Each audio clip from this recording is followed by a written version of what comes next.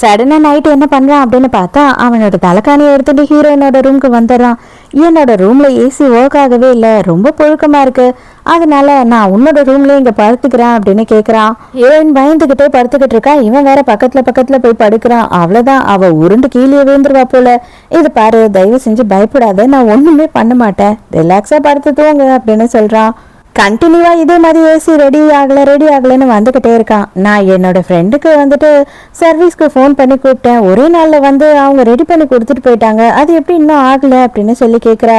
ஹீரோக்கு தெரியாம ஹீரோயின் வந்துட்டு அவனோட ரூம்ல போய் ஏசி ரிமோட்டை எடுத்து ஆன் பண்ணி பாக்குறா. பார்த்தா அதுல பேட்டரியே இல்ல, ஃப்ராடு, இவன் வேணுதான் இதெல்லாம் பண்றான் அப்படின்னு அவளுக்கு புரிஞ்சிடுது.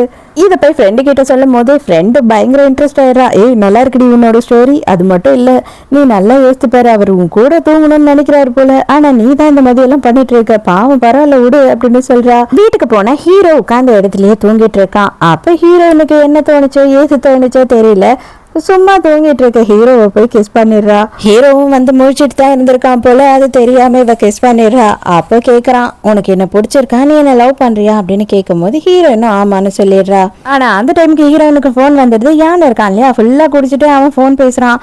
அடியே, எதுக்குடி என்ன அவாய்ட் பண்ற, எதனாலடி இப்படி பண்ற, நான் வந்துட்டு உன்கிட்ட நல்லா தானே ஜாலியா இருந்தேன், ஜாலியா பேசினேன், பழகினேன், என்னோட லெவல் என்னன்றதையும் மறந்துட்டு உன் கூட பழகினேன், ஆனா நீ வந்துட்டு எனக்கு துரோகம் பண்ணிட்ட அப்படின்னு பேசுறான்.